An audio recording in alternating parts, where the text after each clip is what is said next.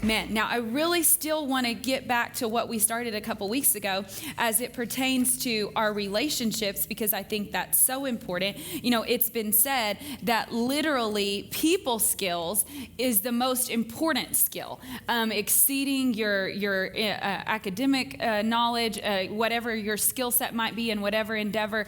People skills are so important. And so as leaders, we are going to get back to that. I'm going to give you a handout at the end today, and we may get a little bit of it, but I was given this, and I want you to write this statement down, or this title, or I don't know what it is, okay? We're just going to write it down if you want to, okay?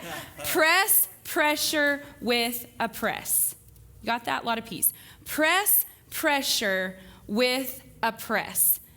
This was stirring around in my spirit all night long. Pastor Faith thought I might have just needed to fart, but I'm pretty sure that wasn't the case. Although, you know, that happens, that there is a point to this. Press pressure with a press. I kept rolling around in my spirit all night long. So this is, in essence, a lesson on solving problems and dealing with issues. Write this definition of press down. Press is to exert, and this is key, steady weight or force. Yes. To exert steady weight or force against. You could also say consistent. To exert consistent weight or force against. Again, press, pressure with a press. It also means to bear down on or attack. To bear down on or attack. To bear down on or attack. It also means to advance vigorously. I like that.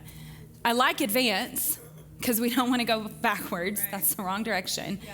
And vigorously, involving energy as well as passion.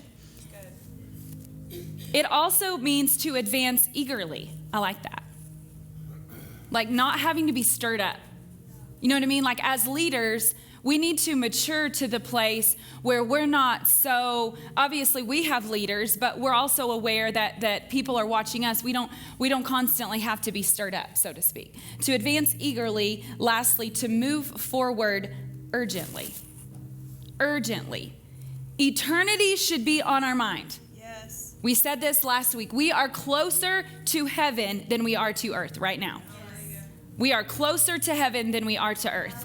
And what is our big appointment after we hear well done, and I believe that you are in faith going to hear well done, is the marriage supper of the Lamb. Yes. And we want to take as many people there as possible. So we're moving forward urgently. Now, let's look at the definition of pressure. We're going to define this statement, and then we'll get into some more details. So we're pressing pressure with a press. Pressure is a constraining influence. If you think of a pressure cooker, it involves negative attitudes on the mind or the will. Pressure, negative attitudes on the mind or the will. It's an influence acting as the source of distress or hardship.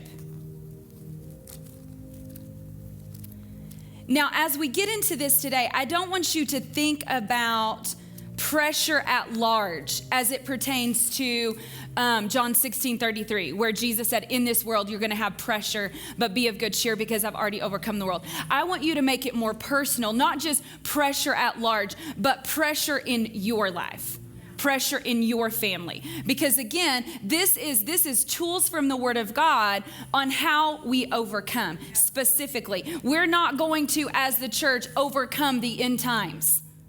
Do you understand what I'm saying? So we're not gonna overcome the adversary as it pertains to like he's gonna get to a point where we no longer have to deal with darkness on this side of eternity. So we're not talking about that kind of pressure. We're talking about the personal pressures, the personal issues that you face. And so let's go to Mark 5 and let's look at the woman with the issue of blood. We're gonna read several verses here. Mark chapter 5. verse 25. I'm just reading from the good old King James today. Mark 5:25 says, a certain woman which had an issue. Everyone say issue. If you have your Bible and it says issue, I want you to write this word next to it. An issue is a problem or a difficulty. It's also a personal problem. Okay, so an issue. People say you got issues, you got problems, right? We may want to not say that. You know what I mean?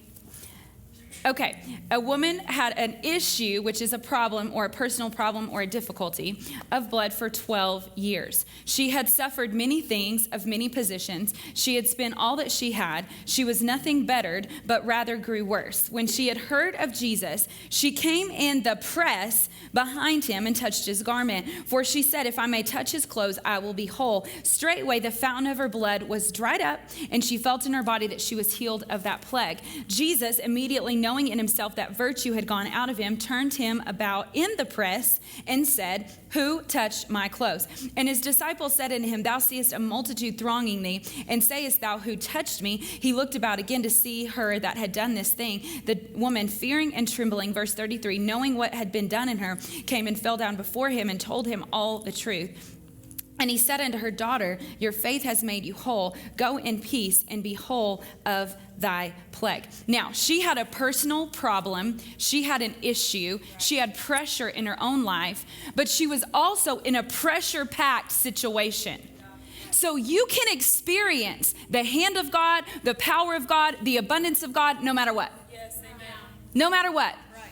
So there's no excuse for not overcoming personally in between your own ears, because other people aren't overcoming right now, and other people might be going world crazy. That's no excuse. There was a press, and she had pressure, but Jesus still met her need despite the press and the length of her pressure. Does that make sense? So we have to get our eyes, we can't get our eyes out here. We've got to get them right here. Okay, so again, we're focusing on, as it pertains to this issue of blood, paralleling it in our own lives. Let's write these 5 things down. Number 1, this can be an issue in your life, which we've already said is a problem. It can also be a long-term issue, right? Because sometimes we have an issue for a day. We have a problem for a day and then we fix it. But then sometimes we have problems that have been around. Maybe, people have said, I was raised like this, or I experienced this in my childhood. Long-term issue. Number 3 is a problem turned into a condition. We're defining issue. And again, I want you to work with these notes when you go home, and then allow this to be your recipe, so to speak. Like in our family, we have one recipe that's our go-to for chocolate cake. It's the one we always use.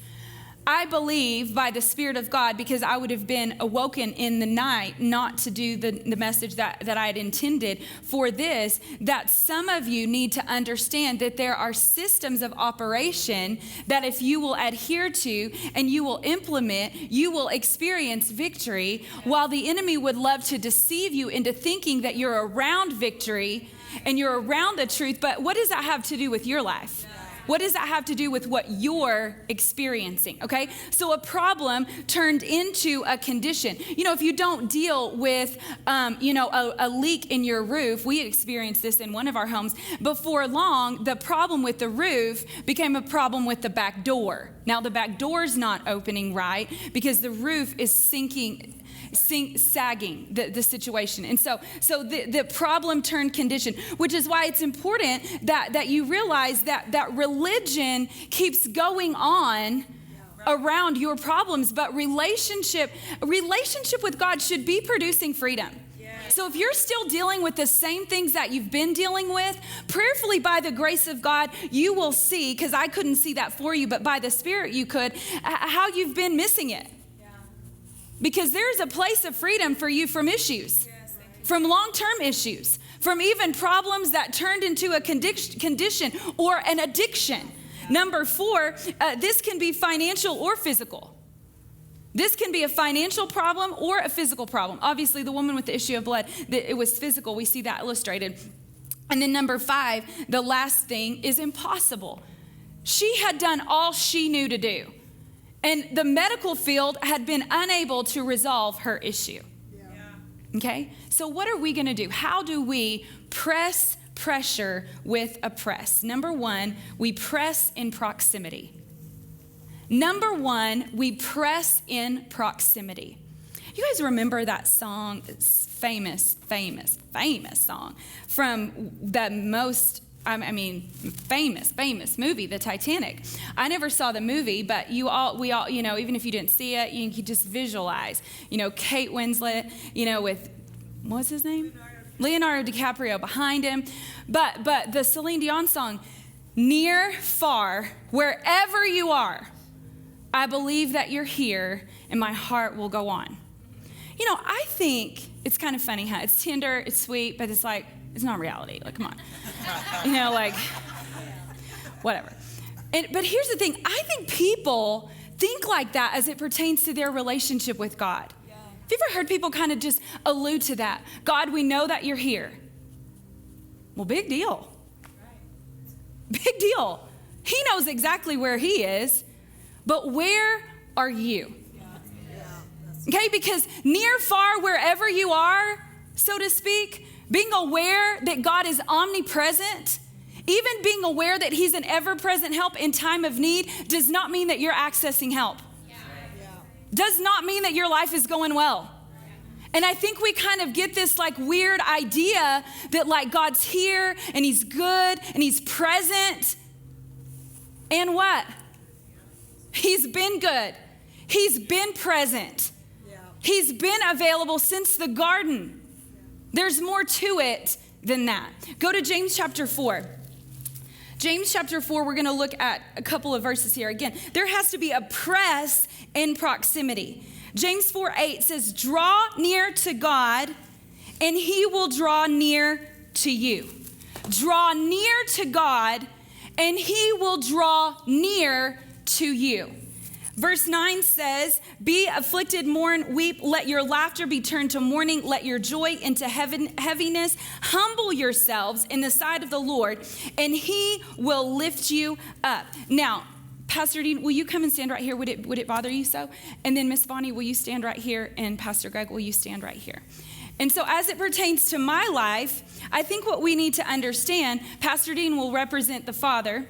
Okay, these will represent my relationships. Okay, now this is a simple illustration, but as I move closer to them, by default, what is happening? I'm moving further away from him. Okay, so this is obvious, this is evident. Okay, you even know right now who people are closer to than others because of their proximity, right? But in your own life, what you need to recognize is just because he's there, he's here, has nothing to do with where you are. Right. Where are you between your ears? Because if you're drawing near to him, by default, you are drawing away from something else. So to even ask yourself, where am I with him? Where am I not as it pertains to something else? Yeah. If I'm closer to him, because people will say that, I just feel closer to God than I've ever been. Well, what are you farther away from than you've ever been? Yeah. Well, not really anything. Okay, then that's a lie. That's just emotion. That's just religion. Because if you are closer to him, if you are drawing near to him, you have drawn away from something else. If you're going to press pressure back, you're going to have to change proximity. You're going to have to do the moving. Thank you, Pastor Dean. So, thank you guys. So, in essence, just because God is here, he's there, he's everywhere, where are you?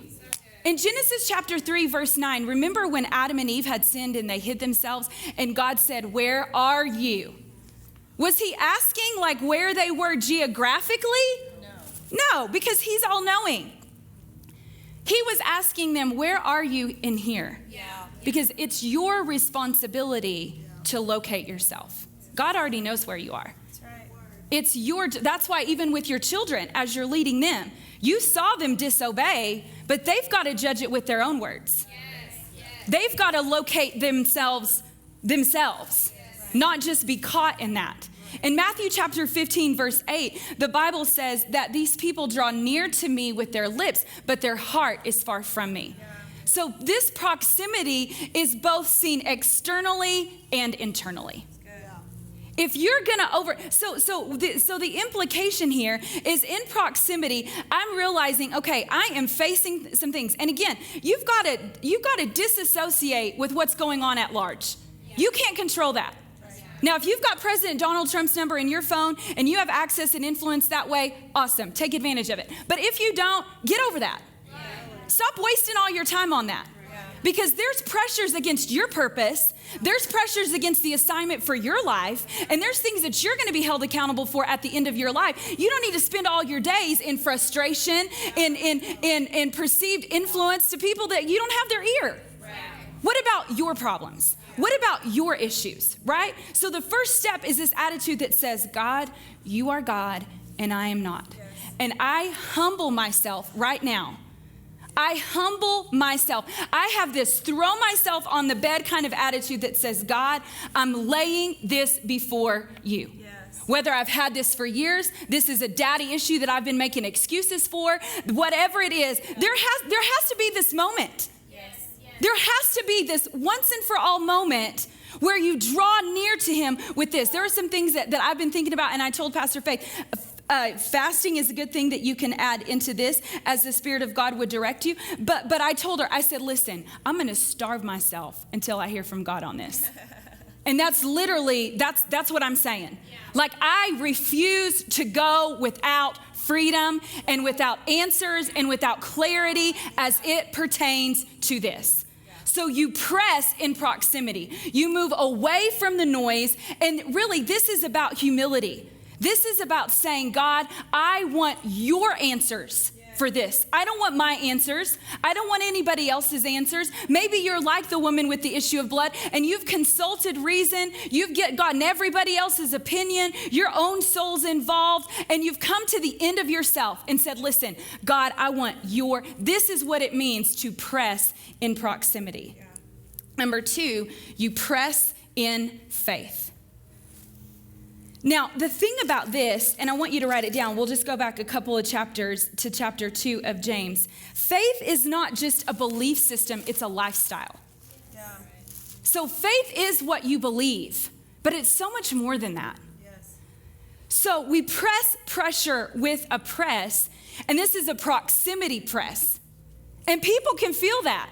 Right. Hey, you're not hanging out with so-and-so anymore, right? Yeah. People can sense that you've drawn away from one thing and now you're closer to another. And again, this is external and internal. They both matter. They both have to be there. I've seen people come to church year after year, month after month, and the reality is they still got some of the same problems. Yeah, that's right. Yeah. They're still battling some of the same addictions. There has not been like noticeable increase. Yeah. That's not consistent with Scripture. That's not consistent with Scripture. And this isn't God's fault. And we can't keep acting in religion like near, far, wherever you are, God, you're present. It's all going to come together. Like, it's not. It's weird. Do you know what I mean? Like, and I'm a worshiper. But I'm just saying, like, worship has to be in spirit and in truth. Not in emotions and feelings. It has to have substance. So faith isn't just a belief system, it's a lifestyle. And so in James chapter 2, verse 17, even so, faith, if it does not have works, it's dead being alone. Now, go to Matthew chapter 14, because what you believe, listen, and we've said this before, if your faith hasn't moved your mouth, how can it move your mountains? But if your faith if your faith hasn't moved around your day, you want it to alter your destiny? Yeah. Your destiny is made of your days. So if what you believe about the word isn't enough to empower you to choose life today, to say no to the party, to say no to sex, to say no to whatever it is, then it's not really faith.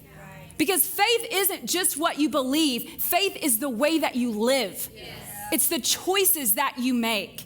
And so in Matthew chapter 14, when Jesus meets his disciples on the water in the midst of a storm, In Matthew 14:22, straightway Jesus constrained his disciples, get in a ship, go before him to the other side. He sent the multitudes away. When he had sent them away, he went up to a mountain to pray. And when it was evening, he was there alone. The ship was now in the middle of the sea, tossed with waves, for the wind was contrary. And in the fourth watch of the night, Jesus went to them walking on the sea. When the disciples saw him walking on the sea, they were troubled, saying, it is a spirit. They cried out for fear. But straightway Jesus spoke unto them and said, be of good cheer. It is I, do not be afraid. Peter answered and said, Lord, if it's you, come, have me to come on the water. And he said, come. And when Peter was come down out of the ship, he walked on the water to go to Jesus. But when he saw the wind boisterous, he was afraid. Beginning to sink, he cried, saying, Lord, save me. Immediately Jesus stretched forth his hand, caught him, and said to him, oh, you of little faith, why did you doubt? Now, here's the thing about this. First of all, Jesus gives us the example of how the Spirit of God would lead us in our dispensation, which is one step at a time. One step at a time. He didn't give Peter this big, lengthy dissertation. He didn't say, listen, I want you to come, but before you do, just know you're going to be tempted to look around for fear of what's going on around you. But just keep walking. You're going to sense there's going to be this huge wave come up under you on the left. You're going to face resistance from the right. He didn't do any of that. He just told him to come. But consider this. Write it down. Faith isn't faith without corresponding action. Right. Now, these are in order. This press is in order because proximity has to be first before the press of faith. Because consider this thought. You don't have to write it down. Maybe there's no faith press in your life because you haven't drawn near enough to get the next instruction. That's good. That's good. Because you can't just say, I'm walking by faith. Well, what are you doing? Right. Yeah. What did he tell you to do? Right. What did he tell you to do? Now, you may be walking by faith as it pertains to, I'm believing that I've received the next step. But once you have the next step, you have to do it. Right. You have to do it. You have to act on one single step at a time. Because if you don't act on that first step, how will you be in place for the second step? Nothing gets going until you get going. Right. Nothing gets going until you get going. So maybe, because as people of faith, if someone were to ask us, where's your faith right now? What's your faith on? Do you know how to answer that? And that doesn't mean I'm just believing God for prosperity. Everybody's believing God for prosperity, okay? Like, that's pretty generic. That's in the word. No, what's the specific? Yeah. Good. What is the specific? What's the specific? Because drawing near to him, and guys, this isn't just as we overcome problems, but like, do you have a resolve inside of you that I'm not going to put up with problems? I hate problems. Let's solve the problem. Let's be productive. But the reality is, as believers, we face problems that we cannot overcome in and of ourselves. So this is the process. Whether it's a kid that you don't know how to raise, I can't even imagine the number of parents who have literally thrown up their hands and have resorted now to prayer only, which there's nothing wrong with praying, but God's not going to parent your kids for you. He's not going to parent your kids for you. So at some point, you're going to have to stop just praying and do what he told you to do one step at a time. And it's that way in every situation. And maybe we've not gotten to the enough is enough with whatever problem it is. Whether it's financial, whether it's our influence. Listen, if I stand before God at the end of my life and I didn't finish the parts of my assignment, that's on me.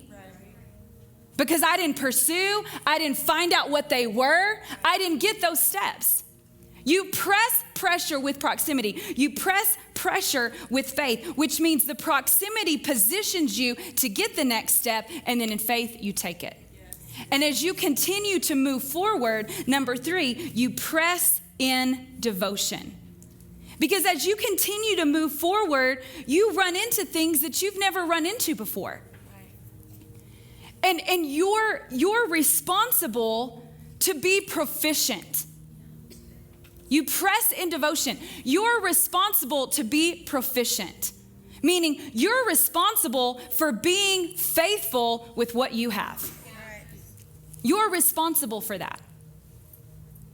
If it's 4 children, if it's 1 child, if it's this job or whatever, just because you've taken the first step to move into that, now we can't go back to that near, far, wherever you are, Lord. I know I'm in this, and so you're going to cause it to all. And I'm being funny, which is weird because I'm not normally funny, so I don't really even know why I'm being funny right now. Let's just go with it, okay? Because next week it's probably not going to be here or any other. Do you know what I'm saying? Like now we're into it. We just think all of a sudden, Lord, you're here, you're near, you're going to cause it to all, and you don't study, you don't grow, you don't take correction, you're not proficient. Just because you're in there, now you think all of a sudden that because you responded in faith, that all these things are going to start to be added to you without your efforts. 2 Timothy chapter 2, verse 15, and I love this, that we see demonstrated in our pastors and my parents. Study to show yourself approved unto God, a workman that needeth not to be ashamed, rightly dividing the word of truth. Yes. Study means, write this down, and then we're going to close. It means the effort, say effort, to acquire knowledge. It's the effort to acquire knowledge as by reading, observation, or research. Yeah. The effort to acquire knowledge as by reading, observation, or research. So you can ask yourselves these questions. What are you reading? Because seasons change. I've been so honored, and some of you that have been here for a long time, you may have seen it too, the proficiency with which our pastors continue to live, where because things show up that are different. I mean, even when things changed in our world a few months ago, our pastors are resourcing themselves. They're talking to constitutional lawyers. Like they're on the phone. Yeah. They're on the phone with our sheriff. They're on the phone with our local authorities, right? They're doing due diligence. Leaders have to be sharp. Okay, and sharp is about disciplines. If you're not sharp, you're not disciplined. If you're slow in your mind, you're slow in your mind. Did you hear that? And you're slow. You're slow. That's nobody else's fault. That's nobody else's fault. What are you reading? Number 2, who are you watching? Who are you watching?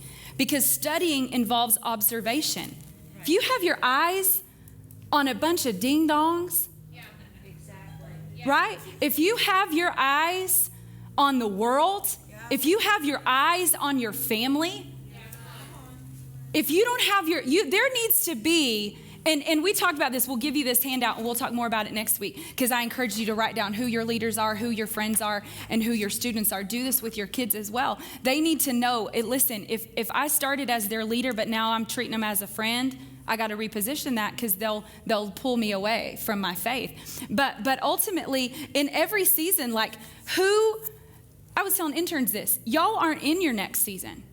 You don't know how to transition out of this training into the first step that God has for your life. But guess what? Greg and I do. We've already been there. You don't know. You don't know how to date or how to court without infidelity or without being sexually active before. You don't know how to do that. You may have not done that yet. We know how to do that because we've already done that. You may not know how to raise your children. You may not know how to walk by faith, but there should be a person for that. Yes. Who's your person? Yes.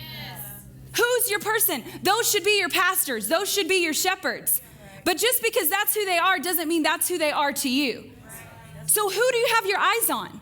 Yeah. Who are you emulating? And sometimes we don't have our eyes on those people because they intimidate us. So instead we try to get in competition with that person. Yeah. And so we are checking them out.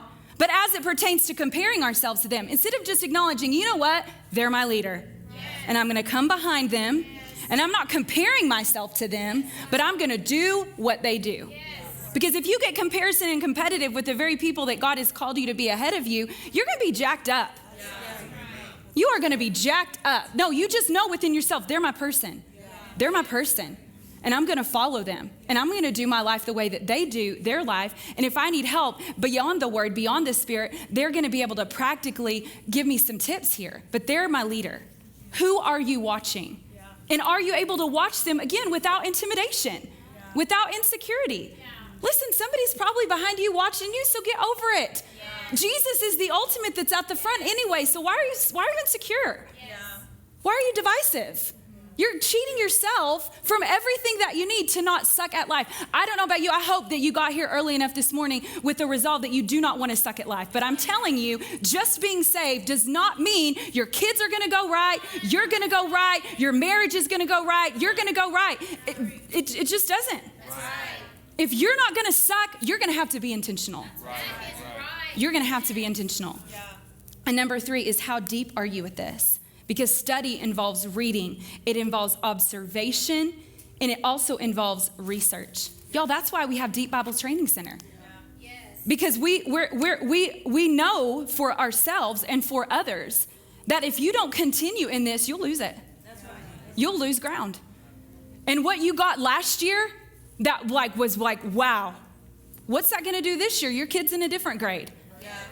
Your job has different threats. Your body is 1 year older, whatever the case may be. How deep are you with this? So Father, help us.